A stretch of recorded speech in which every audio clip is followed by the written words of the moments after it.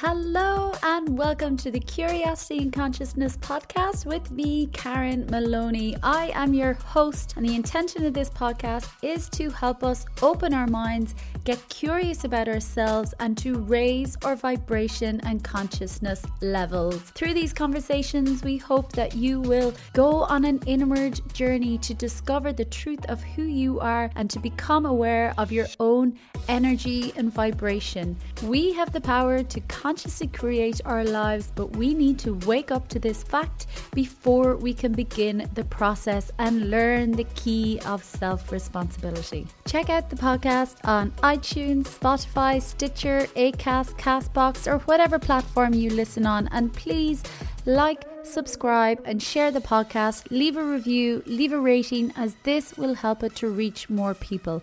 Check out my website as well, Soul Power Light, www.soulpowerlight.com. Hello everybody. Welcome. Thanks for tuning in again for another week. It is me, Karen Maloney, and I have another fantastic conversation and guest for you today. But first, I just want to notify you of a really exciting, deep dive, transformative 3-month coaching program I will have coming up in 2021. So this program is really for women who are exhausted, and I mean exhausted on a real deep cellular core level in every aspect of our lives, mentally, physically, emotionally. Not just exhausted from missing a few nights sleep. I mean exhausted from the constant go, the striving, the trying, things not working out for you, maybe repeating the same patterns, exhausted by 2020, exhausted maybe about not prioritizing yourself, not committing to yourself, not doing or creating what you want to create, and just an exhaustion of going through the same and the mediocre, knowing that it doesn't light you up. I'm talking that level exhaustion. This is the program for you. This is what happened to me in 2018, but I didn't step in, and I hit complete and utter burnout, which is so much worse. So this program is about shifting from exhaustion to energized. It is absolutely possible, and this is where I have such a passion in helping women in making these shifts and to get that spark and that joy again back for their lives, for their dreams, for their vision, and begin creating it. So that is the intention of the program, 3-month program, early 2021. Please pop me an email if this is something that might interest you. I'll add you to a mailing list, and you will be the first to know when details are confirmed. So email me, Karen@soulpowerlight.com, and I will have such pleasure in sharing more information soon.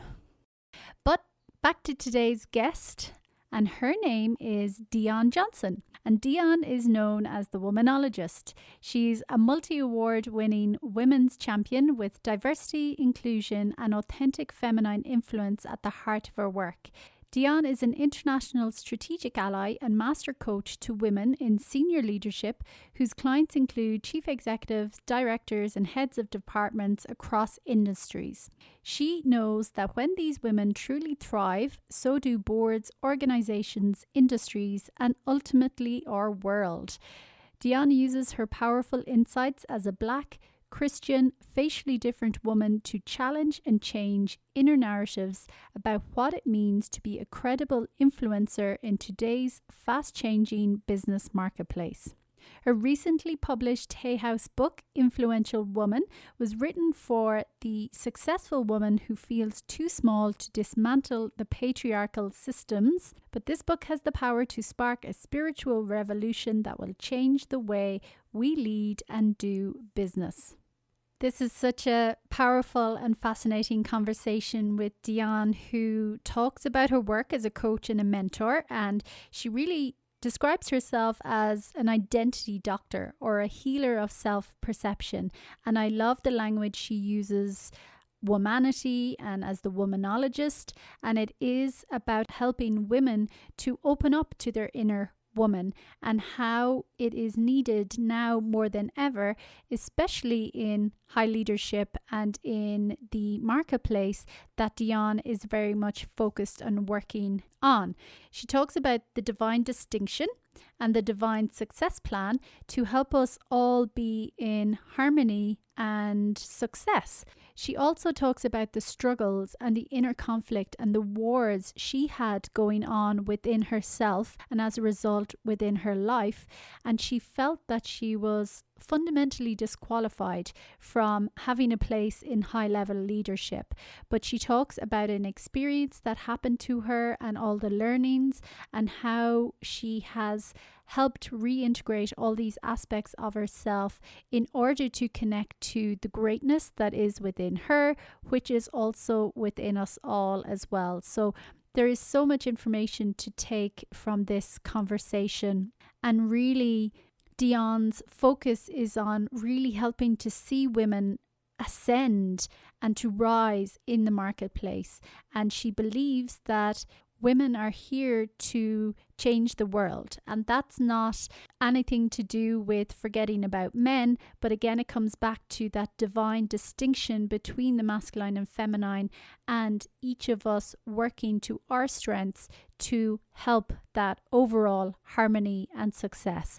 So super interesting conversation. Check out more on Dion's work as well and her new book, Influential Woman, on www.thewomanologist.com.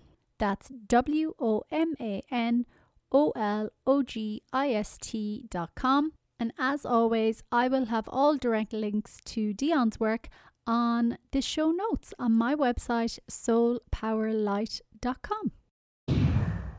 Welcome everybody, and thanks for tuning in for another episode. This week I have a fabulous guest, the lovely Dion Johnson, also known as the Womanologist. So you're very welcome, Dion, first of all. I'm really excited about being here with you. Yeah, excited to have this conversation today. So first of all, maybe fill us in. What's your definition of the Womanologist? You know, that everybody asked me this question. You know, the term came out of my work with women. I work with women. I work with CEOs, directors, heads, women in senior leadership. And when my clients come to work with me for coaching and mentoring and allyship, strategic allyship in their work, usually it's because they've got something really going on in their professional life, like they've got a boss that they can't stand, or they're struggling with the workload, or they've lost their career direction or something like that. And often, like, the feedback that I would get time and time again was that, you know what, Dion, I came to you because I was having beef with my boss, but what really got healed was my self-perception. What really got healed and touched and it opened up and explored was my inner woman. So that's how the term womanologist came about. I was a midwife for a long time before I was a coach. So alongside women in childbirth is where I spent a lot of my early career, and now I think of myself as a kind of identity doctor, a healer of self-perception, and so that's how womanologist came about. Wow, I love that. Identity doctor and healing of the inner woman. And I mean, it's super powerful. And I love how you shared as well that the issues that we're presenting were, issues at work or with the boss, or feeling overwhelmed or overworked, or, maybe dissatisfied in their career. Yeah. And then through the inner work and you connecting with them, it comes back to that self-perception. And how we view. That's why I get so excited about pain. That's why I get so excited about when people are uncomfortable, when people are, when their life is, when they're experiencing upheaval, or when something feels conflicting, or when people get frustrated, when something's ill at ease. I mean, I get excited because I found that it's always an opportunity to learn something new, to heal in a new way, to grow somehow, to evolve into a higher version of yourself, if you choose to make it that. Yeah, so true. I completely agree with you that that uncomfortable and that confusion and that pain. It really is. It's because for me as well, it's often been I've outgrown certain environments or things, but I haven't quite embraced it and allowed myself to go the direction that I meant to go or want to go, you know? So super powerful. So then, because you work very much with, as you mentioned, kind of women in business and executives and CEOs. So what have you seen as well from the changes, or what happens when actually people take this on and discover and do more of this inner work? What then happens on the externals as well? So the reason that I do this work is because I really believe that women are going to change the world, that women are incredible human beings and distinct. You know, we're all humans, men and women, we're all human. But I believe that men are amazing, wonderful, powerful, in when they're flowing in themselves at the highest level. But they're distinct. And women are incredible human beings when they're flown at their highest level, and we're distinct. And so this distinction between the masculine and feminine, really, I'm interested. I'm curious about that. I'm curious about why we're not all just one gender, why we're not just men or just women. And with my faith background, it's got me thinking, got me studying and understanding that, you know, I think it's intentional, divinely intentional, that there's a distinction between men and women. And I'm curious about that. I'm curious about this distinction between men and women. And I know that we can broad brush be generalizing, you know, everybody's not the same. I completely understand that. And I also understand that this masculine and femininity is like this spectrum, you know, it's like one spectrum of energies, is energy, and that both men and women have both energies, and we're somewhere along that spectrum. So I understand that. But I also have become fully persuaded that as women, we are stewards of the feminine end, that we're stewards of that feminine end. That means it's our dominant place. It's our superpower place. It's where we hang out. Now, of course, there are women that are saying, no, I'm much more masculine and that's where I hang out. I'm not arguing that at all today. But I do believe that as women we have this superpower. And so what I found is that historically women in the marketplace undermine that essence, that feminine essence. So we get into, you know, pushing and pressing and striving and targets and goals and really reaching for the stars and reaching for success, and you know, we kind of get caught up in the marketplace energy, which is much more masculine.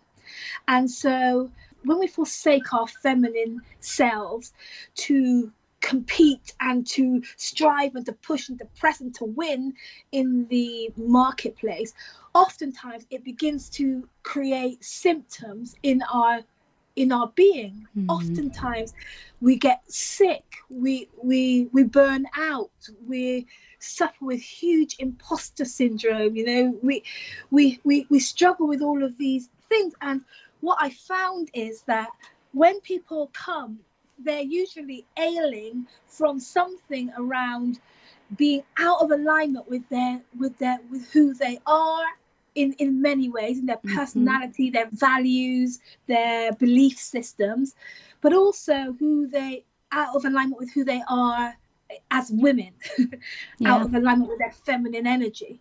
And this is where the promise comes, you know, that if we provide the space where we can do this work, where we can talk about things, we can really look at things differently, examine things from different perspectives, then what happens almost by default, you know, is that women allow themselves to kind of filter back towards the feminine end, at least to create balance, and sometimes just go a little bit go towards the feminine, where there is introspection and compassion and listening and love and heart rather than head.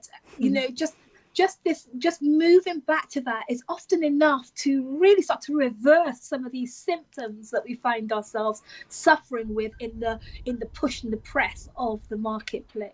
Yeah, totally. Super interesting. And I love that divine distinction. And yeah, there absolutely is. And, I believe there is a reason as well, because we're meant to complement each other, not Right. try and mimic each other and outdo each other. There is a Yeah. reason. And even when you look back in old indigenous cultures, they always look to the women for the wisdom of where should we set up? Where's the best land, that has food for the kids? And then the men go constructing and they're like, yes, okay, Yeah. they get the go ahead. Yeah. And it's like, okay, we build, we construct, we create, we, Yeah. Yeah. hunt and gather. But Yeah. there was always that communication. I consider it a divine success plan that the masculine and feminine on every level, like even within an individual, Mm-hmm. that the masculine and feminine have to work together for there to be harmony and success. And then in the family, the masculine and feminine needs to be working really well for there to be success. And then in community, and then in organizations, and then in nations, and then in our world, like we see it everywhere. And in nature it really does play out. We see it so markedly in nature, that it is this masculine and feminine balance that is really fundamental to success. 100%. And, as a person as well who went through a huge shift within myself, even realizing, like I had this wake up one time going, oh my God, I was totally in my masculine energy. And like that, there's nothing wrong. Like we have both, we need both. But I lived there. I was terrified to go into the feminine. And it was that constant go, stress, strive, push, because men are linear thinkers and that's fine. But women see the quantum. And when we forget that part of ourselves, like you say, I ended up in total burnout. So, and I believe on a bigger scale as well, that's the shift that we're going through now as well. Because on a global, like even nature level and everything, like we have suppressed and ignored and pushed aside the feminine for so long. And undervalued it. Completely undervalued it. So I'd love to know, because you said as well, women are going to change the world.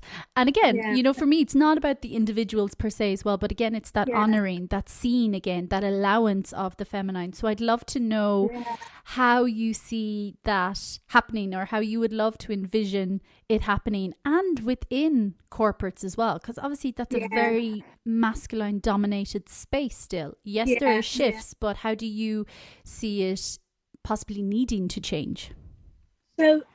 So this is a bit of a complicated answer, but I'll start with 2013. In 2013, whilst I was praying and meditating and really thinking about my own life, I received a divine download. I call it woman prophecy now. But in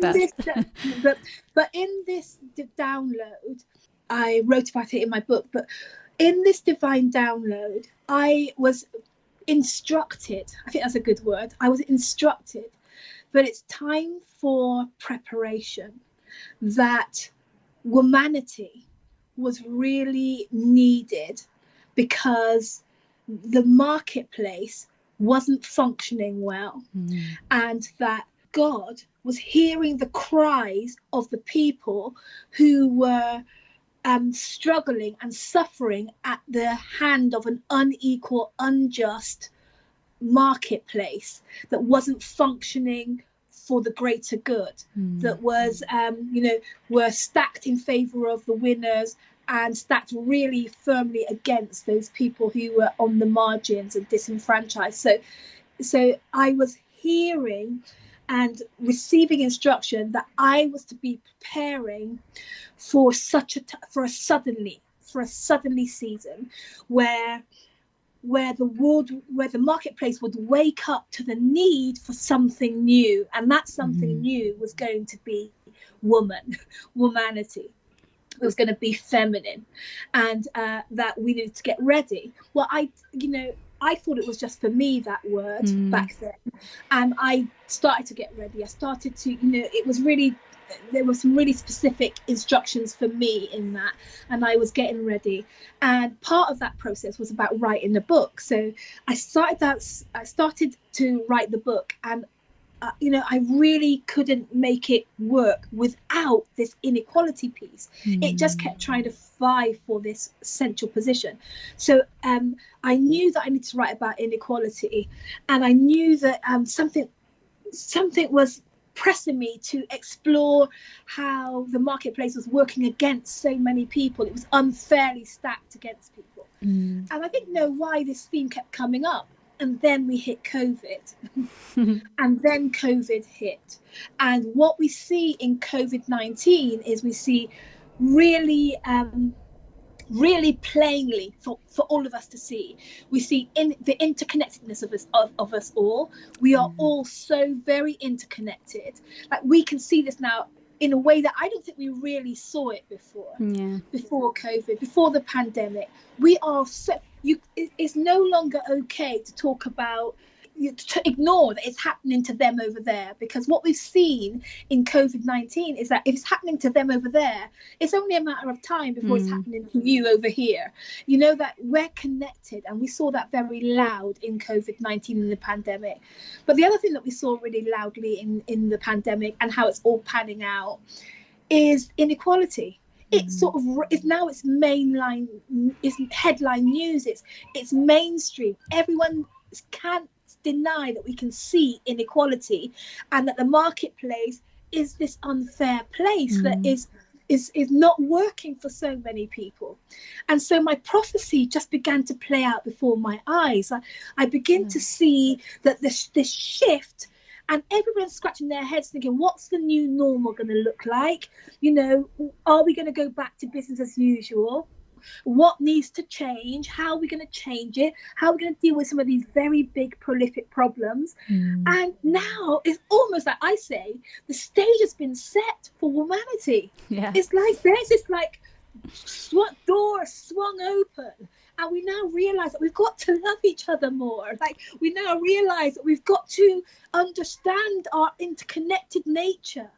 Now mainstream is experiencing the exclusion of the isolation that we've all had to go through. Now we're all experiencing how painful it is to not feel like we belong, or we're not part of something, or we're not included. Now, because we've been all over in our little rooms and our little corners, you know, we've had to isolate, we've had to be apart from each other. Now everybody understands the pain when you're not surrounded and included and with it. Everybody knows what inequality feels like now. Everybody knows how difficult it is to not be part of the group, and not be included, and not be connected, and not be thought, you know, and not being touched. And so I think that this season has heralded opportunity, and even, you know, suggestions about how we can make this world better. And it's reeking of us crying out for humanity to take her place. That's what I think. I love it. And yeah, I mean, you know, something you mentioned, everyone's feeling a sense of inequality or not belonging. And yeah, you know, potentially as well, but then there are still others who have felt it exponentially, you know, that say someone like me or other people of like white background may never have experienced. And obviously in your own life, well, please, I'd love for you to share a little bit about your experiences of inequality, especially between, you know, being a woman in the workplace, never mind a woman of color in the workplace that's predominantly masculine, and, you know, being facially different in a beauty obsessed world and everything. So I'd love to know some of your experiences as well, and learnings, I suppose, through it all. Oh, it's so good. I love to say that I'm a woman in a man's world. I'm a black woman in a white man's world. I am facially disfigured in a beauty obsessed world, and I'm a sold out for Jesus Christian girl in a secular and religion phobic world. And so for so long, I believed that I was fundamentally disqualified to take my place in high level leadership.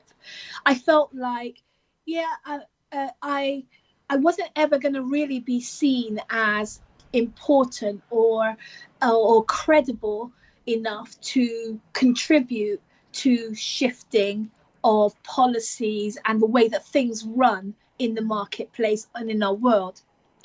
I really felt like, because of these things about me, these fundamental truths about me, I wasn't going to be taken seriously by the establishment. Yeah. And those ideas came from somewhere, I had been fed those ideas externally. Those ideas came at me everywhere I went, through the school system, through the work system, through the media, through those messages are very real, and I internalized them. Yeah. And this is what, as I started to invest in my growth and invest in my development, what I began to see was that I didn't even know how much I had taken and internalized those messages about myself. Yeah. And it caused like a war. It caused like a war for me, because in my DNA, even in my lineage, I come from real greatness. That I come from high greatness. Like my legacy is greatness. And so in my DNA, on my inside, I knew myself to be great. I remember being once in a class. I can't remember what I think we were doing. I don't know, some kind of training. I can't remember what it was. And the lecturer said, so what do you see for yourself? Turn to your partner and tell them what you see for yourself. And I remember not having any clue what I saw for myself. And as soon as I opened my mouth, I said to her, I think I'm going to change the world. And I couldn't believe it when it came out. I didn't know where that came from. But what I've come to understand is that deep in my core, I know myself to be somebody of value and somebody of worth. But on the other hand, I had all these internalized other messages that said who I am is inferior, who I am is second class, who I am is... And so it just caused this trauma, this clashing, this conflict. So I'd go for things, but never quite meet my potential. There'd be this sort of like foot on the gas and foot on the brake at the same time. Yeah. And I've been trying to unravel that. I talk about some of these things in the book. I've been trying to unravel, what is it about me that starts and then stops, or goes for it but then doesn't quite make it. Like, I got really frustrated with that experience in life, not just at work, not just personally, but just even in the way that I related to everything.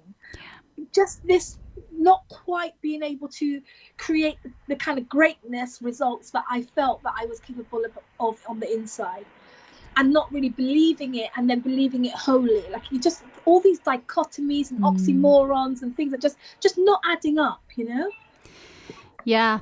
On so many levels, I can relate.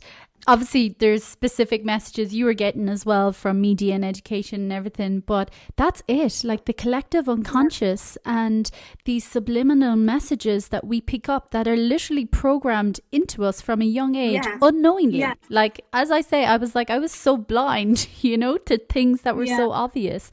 And that's why I love and the importance of the inner work, because we all carry these conditionings. No matter who you are, where you are, we all have some of these limitations and these beliefs that are not ours, but they have seeped in. And it's only through awareness and acknowledgement and seeing them that then we can actually, like you say, well, to know ourselves, know thyself is the greatest gift we can ever give to ourselves. But it is that knowing our true inner core and connecting to that, and then having the power to decide and to question, going, well, who does this belong to actually? Where did this come from? Is this even me? And then it's like, no, it's not. And like you say, it is a total unraveling, and then a relearning of of me and the inner core and who I am, or you are, or we all are individually.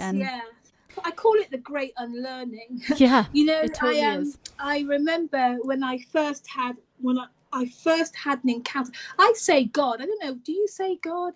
I use the word God. Yeah. Yeah. But I'd intermix it as well. I'm like, God, the universe, infinite spirit.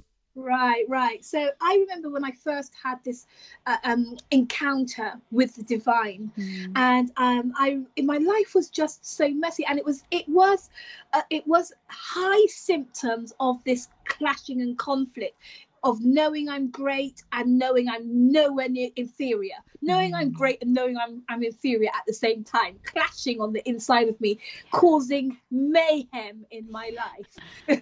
Yeah. And I remember driving the car. I'd had an argument with my boyfriend, who wasn't really my boyfriend, because he was living with a woman and I was just a woman on the side. And there was struggling with the kids, and just very chaotic life I was living. And I remember driving down the road, and I was so upset because of the argument, and I was so angry because of this, and I was so struggling because of that. And then I remember seeing the red light at the traffic lights, and I remember seeing the cars in front of me stop. And then I experienced this place where there just wasn't room for one more thought. And so I just didn't know what I should do next. There was no more bandwidth, not for one more thought. And I couldn't coordinate to put my foot on the brake. Wow. And so I went smash bang into the car in front of me. And it was like that jolted me into the spirit realm. And everything was, I could still see everything happening outside of the car. And it was all moving in slow motion out there. And inside me, it was real time. And I remember just really getting in connection with that pain, really getting in connection with the pain that my life was. It was so painful. And I remember crying out, I wasn't at all religious or anything like that. But I remember saying, oh, like, God, are you real? Wow. Are you real? Because I really need out right now. I really need help right now. And I remember seeing the guy coming out of his car towards my car in slow motion and knocking on the door. And all I could be thinking was, I don't want to do this life anymore. I don't want to do this pain anymore. I don't want to do this anymore. And as I'm speaking to you, what I'm realizing is that's what it's like, isn't it? It's so painful when there's conflict about who you are. When the greatness of you is battling with the conflict of the lies of you. Like the lies and the truth are going to war. Like, you're great. No, you're not. You're inferior. You're rubbish. You're useless. You're not enough. You're inadequate. You're this, you're that. And the fear of that and the shame of all of that, it just goes to war. Yeah. And my life was like a war zone. And that's when I had my first encounter with God. And I remember I felt like it was a voice talking to me on the inside saying, hey, your life's a mess. Your life's a mess, and I know how you got here. And let me tell you something. I love you, and I want to take you away from that. I love you, and I want to lead you. I love you, and I want to help you find your way to the real you. Wow. I want to help you find your way to the real you. Like, why don't you just put your hand in mine and let me lead you to the real you? Like, your life is purposeful. You've got meaning. Like, you're here to do amazing things. You're here to have such a divine time.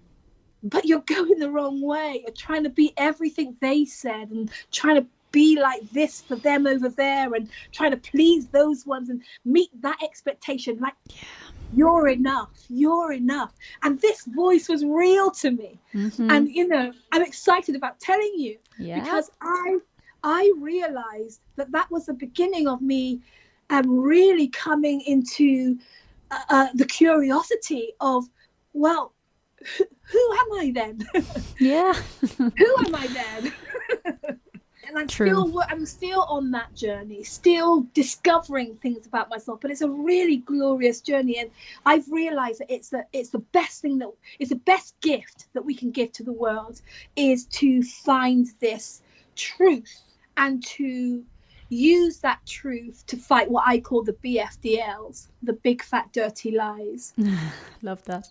Yes. Oh, thank you for sharing that. And yeah, I love it. And again, it's experiential because, people talk about this all the time and that we are enough and we're whole and complete and everything else is just the externals and trying to people please and, that self-talk and berating ourselves and thinking we're not good enough. That is, you know, the collective unconscious and everything as well. Whereas, like you've said, that truth, the core is we are enough, and we are infinite, abundant beings, and we're here to experience that and to share it and to be the love that we are. I don't think we can know that. So my personal experience is I don't think we can know that without divine assistance. It's experiential. We can learn and we can read and we can know and we can have an idea, but it's the experience of it. When you feel that love and that other realm, you're like, oh wow, okay, this is the truth. And you see kind of the insanity and the BS of everything else. But then it's also very difficult at times. And I know for me, I struggled then feeling in limbo, because I was like, oh my God, but all the insanity, what are you all doing? So that's a whole process as well. And then getting centered and grounded in your own truth and just knowing it, and then just staying in your own lane. So what has supported you on your journey as well to just, I suppose, stay connected to it and not fall into the inferior complex and imposter syndrome and all those stories again? I still regularly get imposter syndrome. I still regularly fall into the lie, the BFDLs. I still regularly, but I have a code of truth that brings me, that I'm committed to. I call it Jesus. You know, I have this manual. I call it the Bible, and it's filled with what I call truth. So I've come to the place where I let that truth have the final say. And it works like this. So when I crashed the car and I had that encounter, I went home and I don't know how I got home after that car crash. I really still to this day don't remember. Wow. But I know that I spent 3 days in my bed and just not doing anything, you know, just really feeling sorry for myself. My life had crashed. They call it the dark night of the soul. And I was in conversation with the divine, with God at that time. And the things that he was, it was a male voice. It was a male voice for me. Not my voice, it was a male voice. I was in conversation with this male voice. And this male voice was telling me things about myself that didn't go with my estimation, and that conflicted with my ideas. Like, I'm beautiful. Like, I didn't ever feel beautiful as a woman. Never. Like, I'm lovable and I'm loved. Well, I was really struggling to feel that. Like, you know, like my life had meaning, important meaning and purpose. Well, I really was disconnected from that truth. And so what's happened is, over the years, is that I've learned to trust this truth. I now study it. I study what I call truth. And I let it boss me around. I let it teach me. I've given up my right to have an opinion. I've given up my right to have an opinion. I choose I've learned that I can call this truth, that I can rely on it, and I let it shape my thinking. I let it direct my path. So that's how I stay connected. I fall off regularly, but when I feel the pain, remember we said earlier on, I wrote it down here, start with the pain. But I know people are listening and thinking, you know, where do you start with all this? Well, start with where it hurts. Like, you start with where it hurts, you know? Like, I was really struggling in abusive relationships. I was really working hard in my career, and I was doing well. I would get to these positions, but I wasn't impactful in them. So the greatness in me would push me to strive for success, but it will push me into wanting to be in relationships of many kinds. But when I got there was all kinds of conflict and confusion and crisis about how I was showing up when I was there. And that's because of the inner fight. You know? Yeah, so true. And I think that's part of it. You know, start with the pain. We have to feel it. But we're taught to keep running, deny, to suppress, because we think, because we're taught nothing about emotions and emotional well-being, that it's like, and I know for me, like, hold my hand up, that was me. But because it was kind of like this idea of, oh my God, well, if I feel it, what if I never come out? Like, you know, you feel like you're just going to open this Pandora's box, whereas you just feel it, witness, observe, allow, without judgment, without the stories, without criticizing. And it's so transformative. So I love that you shared that message as well. But I'd love to just... But with truth. So you really can press in. I think it's more of a struggle to stay out of exploring what the pain is. So it takes a lot of energy to be separate from the pain, to ignore it, and it just eats away, and it will show up. Like it'll whisper, and then it will shout, then it will speak, and then it will shout, and then it will roar. And sometimes when my clients come, I see them with physical ailments, you know, marriage breakdowns, kids estranged, you know, don't know where the kids are. You know, it shows up when your life is ailing and you don't listen. It's come for a message, and when you don't listen, it will roar until you pay attention. And like you say, it's so much harder to fight. And if there's chaos on the outside of your life, it's because there's chaos inside, you know, and it is. But I know even as well, there's a hard acceptance in that as well. That's a really hard truth. And I often say the hardest person to be truthful with is ourselves, because deep down we really know maybe something's not lighting us up. We maybe didn't make the best choice for ourselves, but it's really hard to admit that as well. That's the hardest part. But then when you actually do it, it's so liberating. You're like, actually, it wasn't that hard. I mean, it is, but it's not. Super interesting conversation. But I'd love to just briefly touch on your book before we wrap up, and maybe tell us just a little bit about it. It's called Influential Woman. So maybe just tell us a little bit about it. I'm excited about sharing the book with you. Like, you know, it's been a labor of love to write this book, but I wrote it out of a real heartfelt desire to see women ascend as influencers in the marketplace. So, you know, historically, women didn't used to be in the marketplace. Historically, it's a very masculine, very man-heavy domain. And certainly women didn't have a voice in the leadership of the marketplace before. And yet the marketplace is such a powerful feeder of inequality in our society that it's important that we're there now.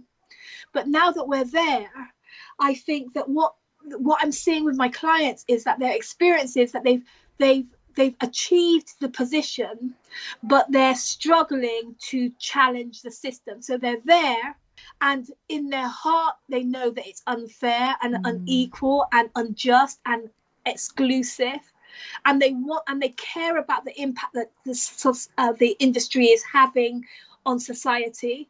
But once they're in that system, they find it really hard to express that care and that influence in powerful ways.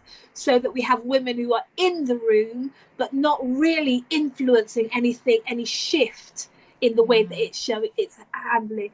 And so I wrote the book for us, women who the pressure is real, we're in position, we're experiencing real pressure.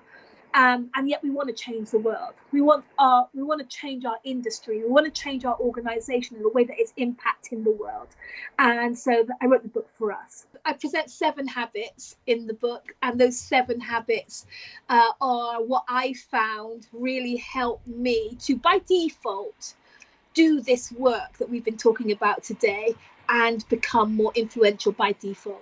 Amazing. Well, the book is out now, so people can find it. So please share where people can find out more on you and your work. And like always, I will link everything as well in the show notes and have direct links to you. But please share where people can find out more. Well, my website's a really good place to start. So it's thewomanologist.com. Amazing. And I hang out in social media land on LinkedIn the most. So, cool. I really want everyone to connect with me on LinkedIn, and we'll take it from there. Amazing. Well, Dion, thank you so much for such an incredible conversation today. I loved connecting with you, and I just wish you every success in your continuing unlearning and relearning. Yes, thank you. And likewise. Thank you for tuning in to this week's episode. Be sure to subscribe to the podcast so you get notified every time a new show is released. Get more information on this week's guest as well on my website www.soulpowerlight.com.